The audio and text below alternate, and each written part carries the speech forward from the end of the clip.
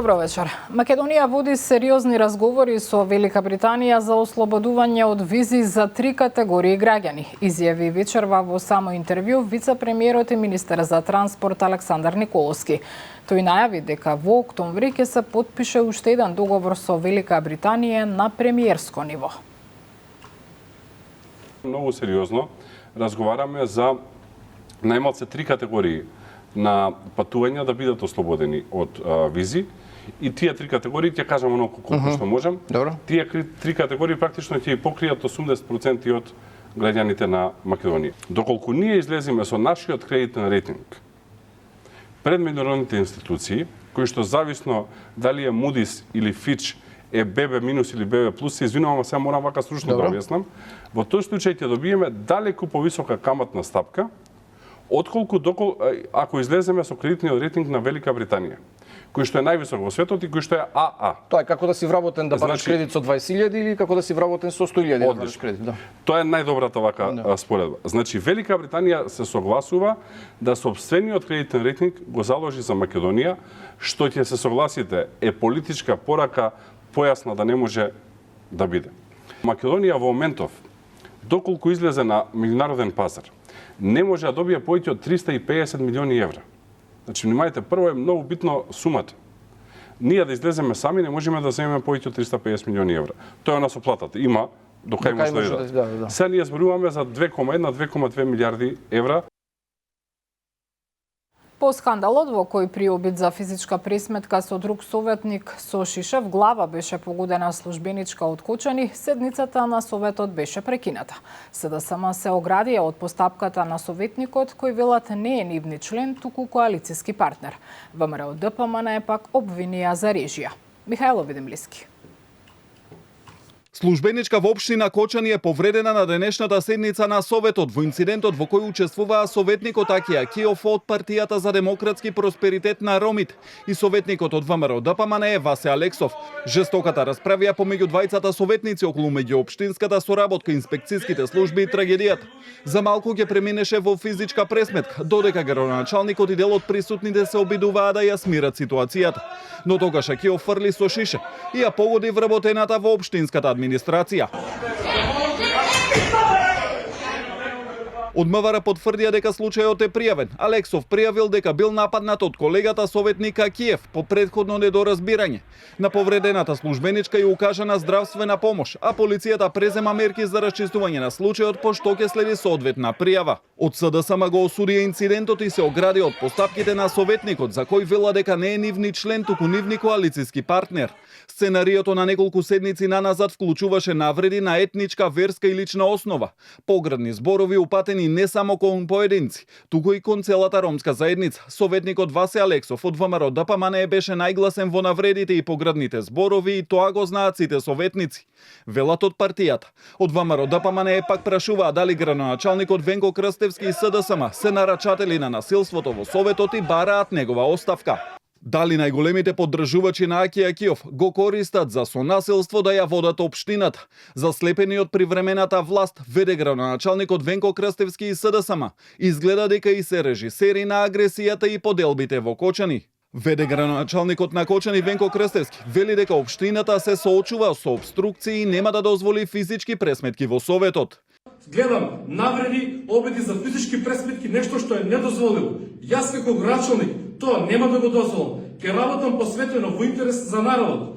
Во меѓувреме продолжуваат партиските обвинувања за трагедијата. СДСМ обвини дека преку фирма во сопственост на сопруга на началникот на СВР Штип биле исплаќани паушали за полициска заштита на локали, меѓу кои дискотеката Пулс. Истата таа фирма, според нашите сознанија, може би водела фиктивно сметководство за фирмите поврзани со дискотеката Пулс.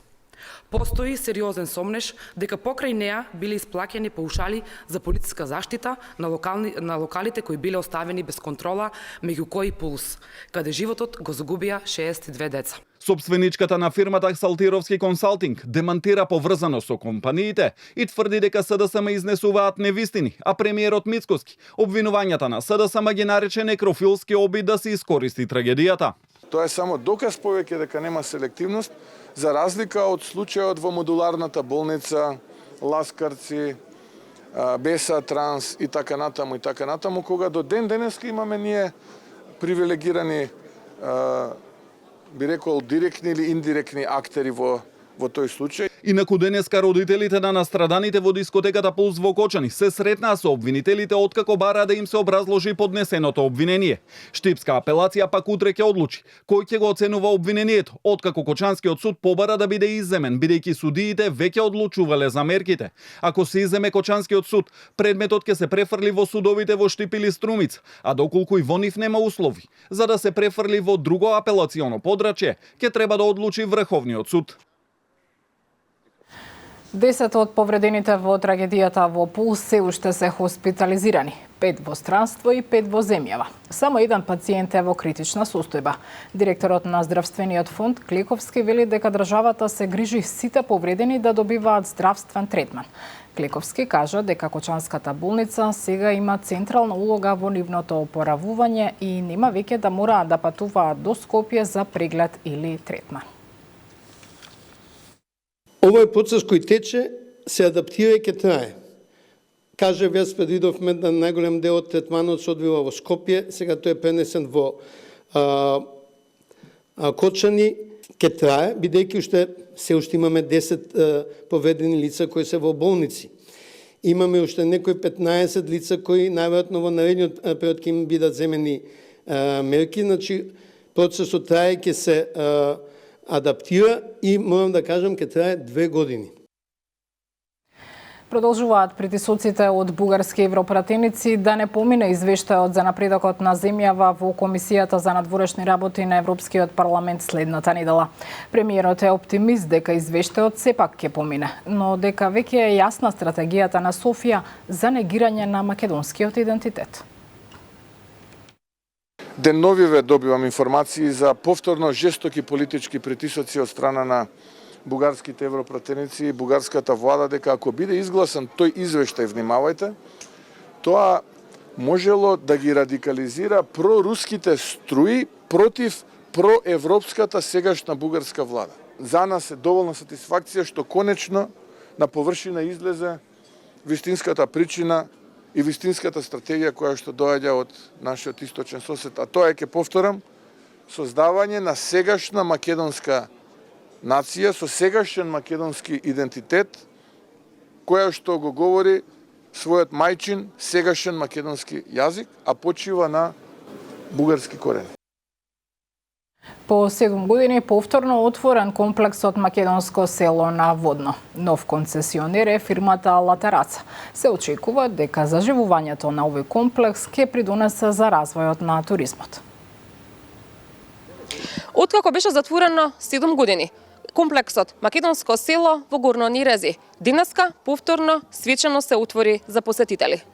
Посетителите кои ќе одлучат да го посетат македонското село во Нерези, ќе се потсетат на животот во Македонија во минатото, но и ќе се релаксираат со вкусна храна, соби со поглед на градот и чист воздух. Директорот на службата за општи и заеднички работи Ивица Томовски очекува со отворањето на објектот да има зголемен број на туристи во градот. До комплексот има и автобуска линија, но истата е нередовна. Очекувањата на надлежните се дека ќе се воспостави редовна автобуска линија со доаѓањето на нов градоначалник на град Скопје.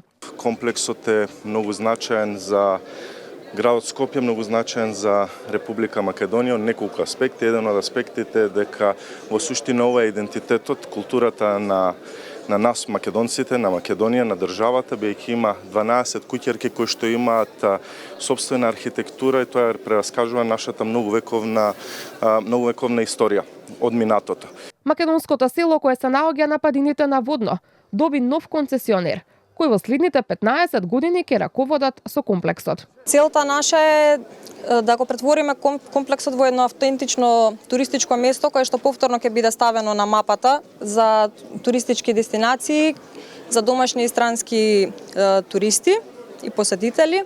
На отворањето на комплексот Македонско село присуствуваше и премиерот Мицкоски, кој рече дека со неговото повторно ставање во функција, Скопје добива уште едно атрактивно туристичко место. Ова е дел од поширока стратегија за ревитализација на напуштени јавни простори, која постепено се реализира низ државата, изјави Мицкоски. Вестите завршија. Останете со Канал 5. Пријатна вечер.